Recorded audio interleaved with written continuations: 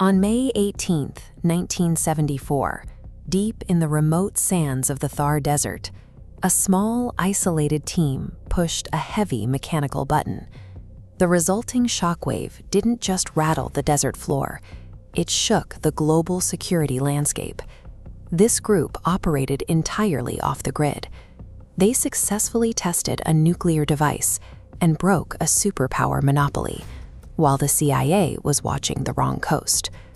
That single event forced the world's most advanced spy networks to realize their surveillance had failed to detect a weapon-grade program for years. Welcome back. On this channel, we break down complex geopolitical history into 5-minute explainers.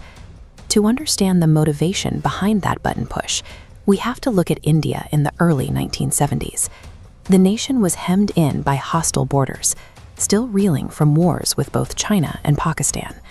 The pressure peaked during the 1971 war, when the United States deployed a nuclear-armed carrier battle group to the Bay of Bengal.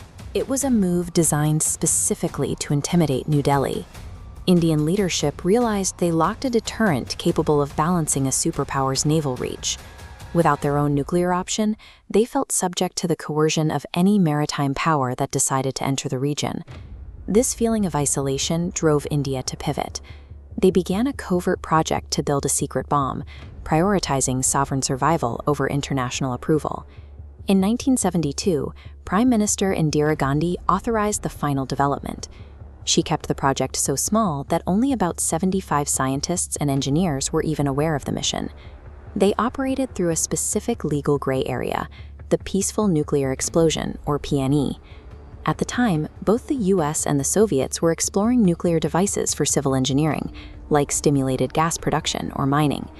Under this peaceful banner, India extracted plutonium from a Canadian-supplied reactor, using US-provided heavy water. Designated for civilian research, the facility bypassed the strict scrutiny of a weapons plant, providing the perfect cover to stockpile weapon-grade material. India didn't ignore international treaties. They exploited the ambiguity within them, using technology donated for energy to build an atomic device. Moving the project from the lab to the test site required the team to evade high-resolution satellites that passed overhead several times a day. Scientists traveled in fragmented groups, used pseudonyms, and wore military uniforms to blend in with the local garrison. The Indian Army's 58th Engineer Regiment worked at night to dig the shafts, covering their equipment with camouflage netting before dawn. They even shaped the dugout dirt to look like natural sand dunes to fool orbital cameras. On the morning of May 18, 1974, all that planning culminated in a successful underground detonation at the Pokhran Range. The blast measured between 8 and 12 kilotons. Shortly after the test, the Prime Minister received a coded message from the site: "The Buddha has finally smiled." In Washington, the news was received as a major failure. The intelligence community had missed every preparation, from the dirt piles to the movement of the scientists. The global response was immediate. The US and Canada cut off nuclear assistance, and Japan froze loans as economic sanctions were implemented to isolate the Indian economy. Within the nuclear club, the test exposed a hard truth. Existing non-proliferation treaties were toothless against any nation that used civilian research for military ends. This fear led to the creation of the Nuclear Suppliers Group. 7 major powers met in London to form a cartel of suppliers, coordinating their export controls to ensure no other non-nuclear state could replicate India's path.